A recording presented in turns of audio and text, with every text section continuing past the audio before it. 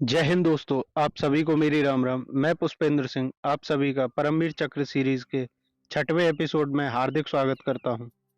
आज की कहानी है श्री गुरबचन सिंह सलारिया जी की।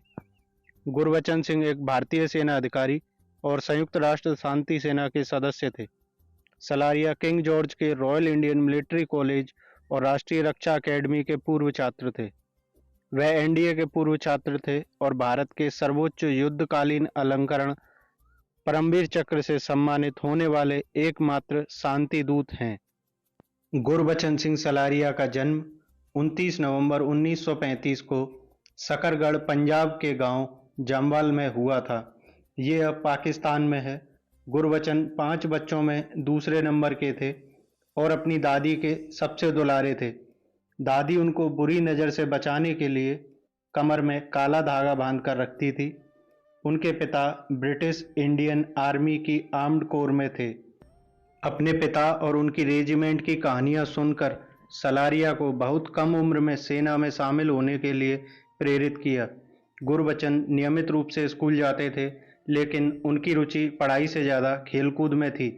गुरबचन कबड्डी के अच्छे खिलाड़ी थे। 11 साल की उम्र में king George royal military college Bangalore की प्रवेश परीक्षा उत्तीर्ण करने के बाद भी खेलकूद में उनकी रुचि कम नहीं हुई। छाती की चौड़ाई 1 इंच कम होने के कारण शुरू में उन्हें शारीरिक परीक्षा में फेल कर दिया गया। उन्हें 1 महीने का समय दिया गया। उन्होंने चुनौती स्वीकार कर रोज 1 लीटर दूध पीना और व्यायाम करना शुरू कर दिया। 1 महीने बाद दोबारा मेडिकल के लिए गए तो उनकी छाती 2.5 इंच बढ़ चुकी थी और उन्हें चुन लिया गया। उन्होंने बतौर कैडेट अगस्त 1946 में कॉलेज ज्वाइन किया। 1947 में उन्हें king George royal military college Jalandhar स्थानांतरित कर दिया गया। वह उनके गांव के नज़दीक था। कॉलेज के दूसरे साल में उन्हें और उनके एक दोस्त को अन्य कैडेट ने परेशान एवं अपमानित करना शुरू कर दिया, जिससे गुरबचन के आत्मसम्मान को ठेस पहुंची। उन्होंने अगले दिन उस कैडेट को एक बॉक्सिंग मैच की चुनौती के लिए ललकारा। उन्होंने उसे इतना पीटा कि उसे माफ़ी मांगनी पड़ी। गुरबचन वहां से नेशनल डिफेंस एकेडमी और इंडियन मिलिट्री एकेडमी गए। उन्होंने जुलाई 1954 को 2nd battalion 3rd Gorkha rifle में नियुक्त किया गया। मार्च 1960 में उनका तबादला 1st battalion 3rd Gorkha rifle में कर दिया गया। यहीं उनकी मुलाकात आरपी सिंह से हुई। जून 1960 में कांगो गणराज्य बेल्जियम से स्वतंत्र हो गया, लेकिन जुलाई के पहले सप्ताह के दौरान कांगो में विवाद शुरू हो गया और काले और गोरे नागरिकों के बीच हिंसा भड़क उठी। बेल्जियम ने भागने वाले गोरों की रक्षा के लिए सेना भेजी और 2 क्षेत्रों कटंगा और दक्षिण कसाइन को बेल्जियम से अलग कर दिया। कांगो की सरकार ने मदद के लिए संयुक्त राष्ट्र से पूछा और 14 जुलाई 1960 को संगठन ने कांगो में संयुक्त राष्ट्र ऑपरेशन की स्थापना की। एक बड़ी बहुराष्ट्रीय शांति सेना और सहायता मिशन की स्थापना की। भारत ने संयुक्त राष्ट्र बल में लगभग 3000 पुरुषों के साथ 99वीं इन्फेंट्री ब्रिगेड का योगदान दिया।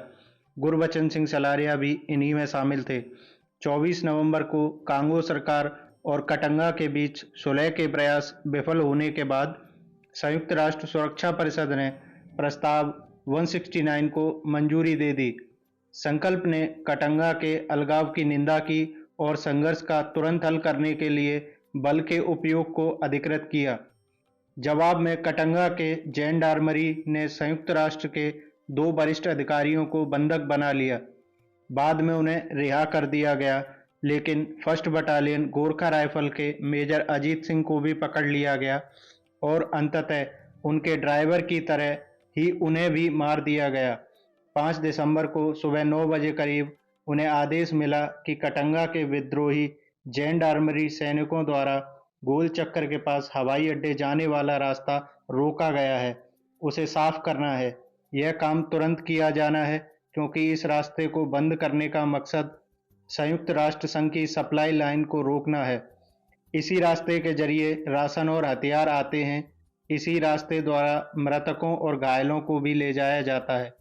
रास्ता साफ करने के लिए उन्हें अपने साथ अल्फा कंपनी की एक पलटन ले जानी थी और जेंडार्मरी के पीछे हटने वाले रास्ते को बंद करके बीच में ही जब उन्हें हमले की सबसे कम आशंका हो उन पर हमला करना था। सुबह सलारिया का संदेश आया कि उनकी पलटन पर मशीन गनों से भारी हमला बोल दिया गया है और ऐसा लग रहा है कि हमला चारों दिशाओं से हो रहा है। उनके साथी दुश्मन से लड़ रहे हैं और उन्होंने दुश्मन की 2 हथियारबंद गाड़ियों को रॉकेट लॉन्चर से उड़ाने में कामयाबी हासिल की। उनकी आवाज़ में कामयाबी की खुशी छलक रही थी। यही वह पल था जिसका उन्हें इंतजार था। इसी दौरान सलारिया ने मेजर सिंह से बात की और उन्हें बताया कि मैं हमला करने जा रहा हूं और मुझे यकीन है कि इसमें विजय मेरी ही होगी। वे दिन के भरे उजाले में अपने मुट्ठी भर गोरखा जवानों के साथ हमले के लिए निकल पड़े। सलारिया के सिर पर तो जैसे जुनून सवार हो गया था। कितने लोगों को उन्होंने मार डाला, वे इनके गिनती तक नहीं रख पा रहे थे। वे तो मानो एक हत्या करने वाली मशीन में तब्दील हो गए थे। वे कभी हथगोलों से हमला करते, कभी संगीन से, तो कभी अपनी खुकरी का इस्तेमाल करते हुए दुश्मन का गला काटते। मेजर अजीत का अपहरण और उनके ड्राइवर की हत्या कई दिनों से उनके दिलो दिमाग पर हावी थी। ये भाड़े के टट्टू नृशंस हत्यारे थे जिनका कोई दीन ईमान नहीं था। उन्हें सबक सिखाया जाना जरूरी था और यही वे कर रहे थे। जितनों को सबक सिखा सकते थे सिखा रहे थे। दर्द और मौत का डर उनके अंदर से खत्म हो चुका था। युद्ध के मैदान में कहर बरपाते हुए वे किसी योगी योद्धा की तरह लग रहे थे।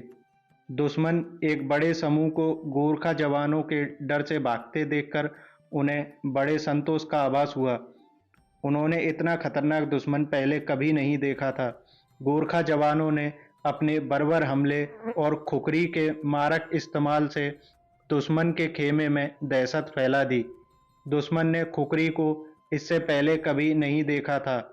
यकीन नहीं होता, लेकिन उन्होंने दुश्मन के 90 सैनिकों को वहां से खदेड़ डाला था, जो संख्या में उनसे कहीं ज्यादा और आधुनिकतम हथियारों से लैस थे। उनके चारों तरफ जेंडार्मरी के सैनिकों की लाशें बिखरी पड़ी थीं। सलारिया ने अभी-अभी भागने की कोशिश करते एक आदमी को अपनी खुकरी से मारा ही था कि एक और भागते दुश्मन के सिपाही की स्वचालित राइफल से निकली गोलियों में से एक गोली सलारिया की गर्दन में आकर लगी और उन्होंने अपनी गर्दन पर हाथ फेरा और पाया कि वे खून से तर हैं। गर्दन में 2 गोलियां लगी थीं। बहते खून से उनकी कमीज तरबतर हो गई। वे अपने सामने जेंडार्मरी के सैनिकों को भागते हुए देख सकते थे और उनके कुछ जांबाज गोरखा सिपाही अभी भी उनका पीछा कर रहे थे। जब वे थकावट से चूर होने लगे तो उन्होंने प्रतिरोध नहीं किया। खून बहुत बह चुका था। वे अपने अंदर शांति महसूस कर रहे थे।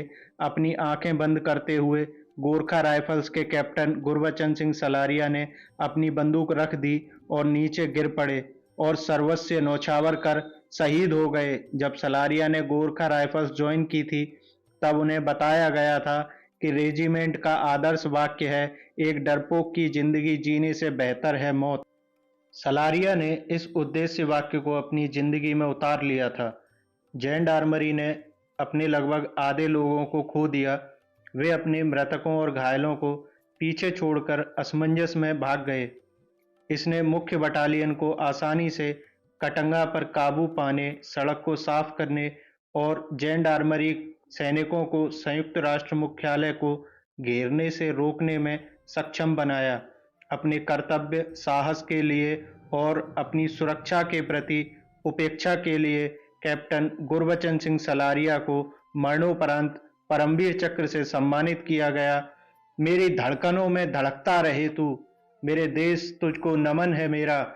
जीऊं तो जुबां पर तेरा नाम हो, मरूं तो तिरंगा कफन हो मेरा। जय हिंद, जय भारत। दोस्तों, आशा करता हूं आप सभी को कहानी अच्छी लगी होगी। ऐसी ही और कहानियों के लिए चैनल को लाइक करें, शेयर करें, सब्सक्राइब करें। जय हिंद, जय भारत।